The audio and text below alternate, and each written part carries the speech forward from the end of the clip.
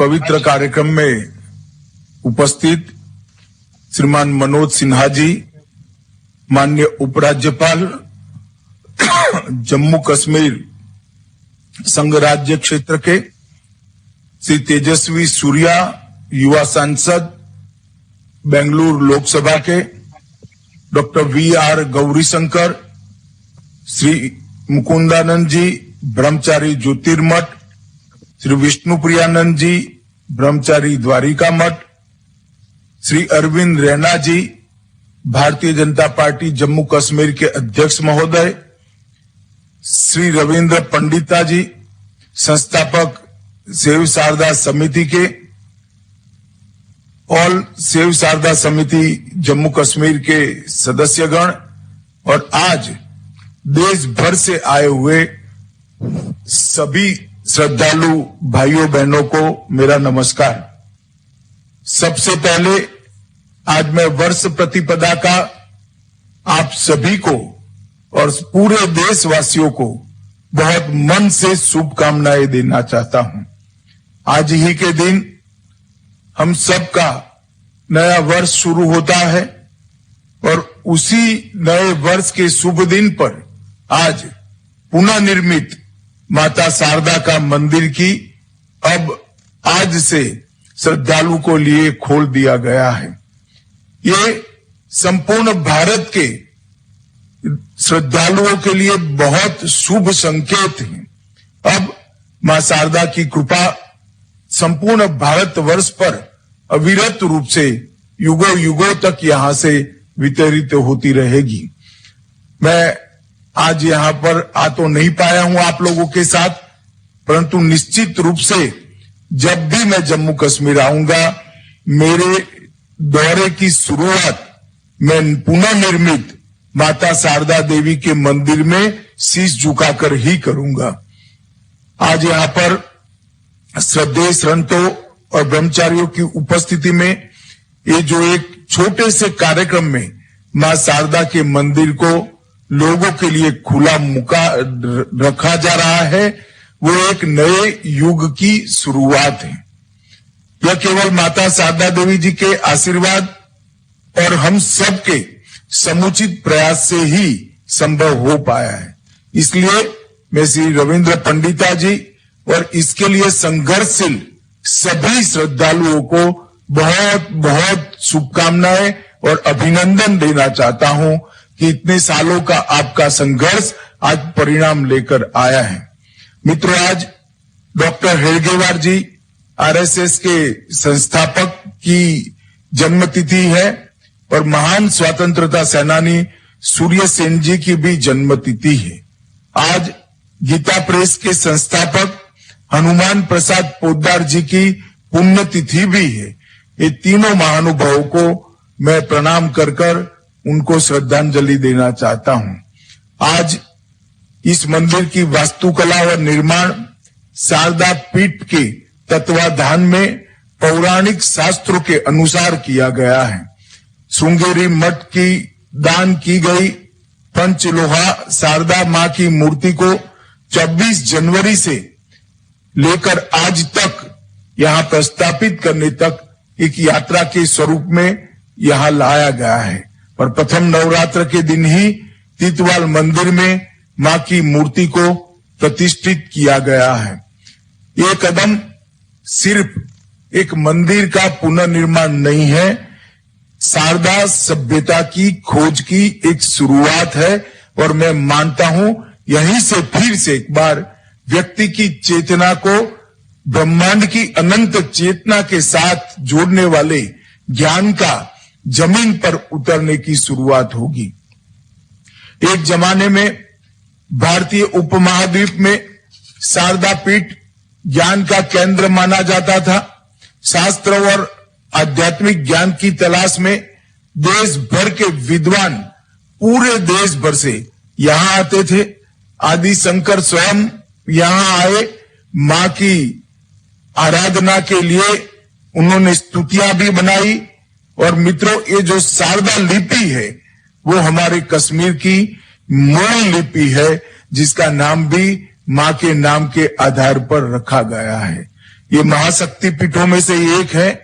हमारी कथाओं के अनुसार सती का दाहिना हाथ यहाँ पर गिरा था और सागर मंथन के बाद जो अमृत निकला वो भी देव की कृपा से मैना यहीं पर लेकर आई थी। उसमें से जो 2 बूंद गिरी वो यहाँ पर मूर्ति के रूप में प्रस्थापित की गई। ऋषि शांडिल्य के एक खोज को आज फिर से एक बार श्रृंगेरी पीठ के विद्यमान शंकराचार्य जी की कृपा से आज पूरा देश मूर्तिमंत होते हुए देख रहा है। ये हम सब सनातन धर्म के अनुयायियों के लिए बहुत गर्व और संतोष का विषय है। मित्रों, आज यहाँ पर जब सभी भक्त आए हैं, रविंद्र पंडिता जी ने कहा है कि करतारपुर कॉरिडोर के पेटर्न पर शारदा पीठ को भी जल्दी से यात्रा के लिए खोल दिया जाए। भारत सरकार निश्चित ही इस दिशा में प्रयास करेगी, इसमें कोई दो राय नहीं है। परंतु मैं एक बात कहना चाहता हूं कि मोदी जी के प्रयास से कश्मीर में धारा 370 हटने के बाद जो शांति प्रस्तापित हुई है, इसने घाटी को और जम्मू को फिर से एक बार अपनी पुरानी परंपराओं की ओर, पुरानी सभ्यता की ओर, गंगा जमनी तहजीब की ओर ले जाने का काम किया है। जम्मू कश्मीर में सामाजिक और आर्थिक परिवर्तन की प्रतिबद्धता के अनुरूप सरकार ने संस्कृति के पुनरुद्धार सहित जम्मू कश्मीर के सभी क्षेत्रों में पहल की है। इसके तहत 123 चिन्हित स्थानों का व्यवस्थित रूप से जीर्णोद्धार और उनकी मरम्मत का काम चल रहा है। कई सारे मंदिर, कई सारे सूफी स्थान, जियारत शरीफ रेशमोला, राम मंदिर, सफा कदल का मंदिर, होटेली गुम्पा का मंदिर, जगन्नाथ मंदिर, कई सारे स्थानों को फिर से एक बार पुनर्निर्मित करने का काम चला है और 65 करोड़ के बजट से इसके पहले चरण में 35 स्थानों का नवीनीकरण और उनका पुनरुद्धार आज किया जा रहा है। 75 धार्मिक स्थानों को और सूफी संतों के स्थानों को पहचान कर 31 मेगा सांस्कृतिक कार्यक्रम भी आयोजित किए गए हैं और हर जिले में 20 सांस्कृतिक उत्सव भी आयोजित किए गए हैं। इससे हमारी पुरानी विरासत फिर से एक बार पुनर्जीवित करने में हमें बहुत मदद मिलेगी। आज यहाँ पर जम्मू कश्मीर के राज्यपाल श्रीमान मनोज सिन्हा जी उपस्थित हैं। मैं इनको बहुत बहुत साधुवाद देना चाहता हूं, क्योंकि इन्होंने जिस शिद्दत के साथ जम्मू कश्मीर में मोदी जी की सारी योजनाओं को जमीन पर उतारने का काम किया है, वो प्रशंसनीय है। सारी फ्लैगशिप योजनाएं, स्वच्छ भारत मिशन, प्रधानमंत्री आवास योजना, प्रधानमंत्री आवास योजना शहरी, जल जीवन मिशन, आयुष्मान भारत योजना, स्मार्ट सिटी, पोषण अभियान, मातृ वंदना योजना, राष्ट्रीय स्वास्थ्य मिशन, ढेर सारी योजनाओं को जमीन पर उतारा गया है। और सबसे बड़ी बात है, मोदी जी के नेतृत्व में सिन्हा जी ने जम्मू कश्मीर में औद्योगिक निवेश को लाने में भी बहुत बड़ी भूमिका अदा की है। मैं इस सब के लिए जम्मू कश्मीर प्रशासन और उसके मुखिया उपराज्यपाल महोदय को बहुत बहुत साधुवाद और बधाई देना चाहता हूं। मित्रों, आज एक छोटे से कार्यक्रम से जो शुरुआत हुई है, मैं मानता हूं कि आदि शंकर के समय में स्थान की जो भव्यता थी, वो भव्यता हम सब मिलकर वापस ले आएंगे। मां शारदा की उपासना का, मां शारदा की प्रेरणा से मिले हुई चेतना की जागृति का ये स्थान सालों सालों तक, युगों युगों तक भारतवर्ष में केंद्र बना रहेगा, इसकी मुझे श्रद्धा है। फिर से मैं एक बार श्रृंगेरी पीठ के अभी के शंकराचार्य के श्री चरणों में प्रणाम कर उनसे आशीर्वाद मांगकर, उनका धन्यवाद कर मेरी बात को समाप्त करता हूं।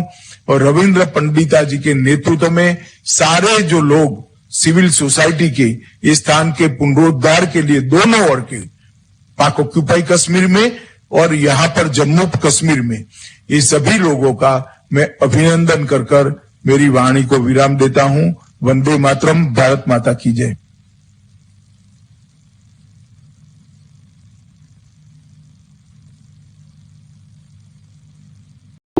No, this is very good. We have always been saying that we need to, engage, reconcile and resolve things.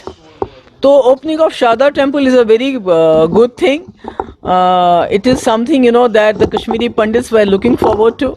They really wanted it to be opened. It's a very good thing. And I hope it will not be restricted only to the pilgrimage. It will go beyond that. Or iske saath saath, I also hope that the business which was conducted on Muzaffarabad Road and Rawalakot Road, that also is resumed. Thank you.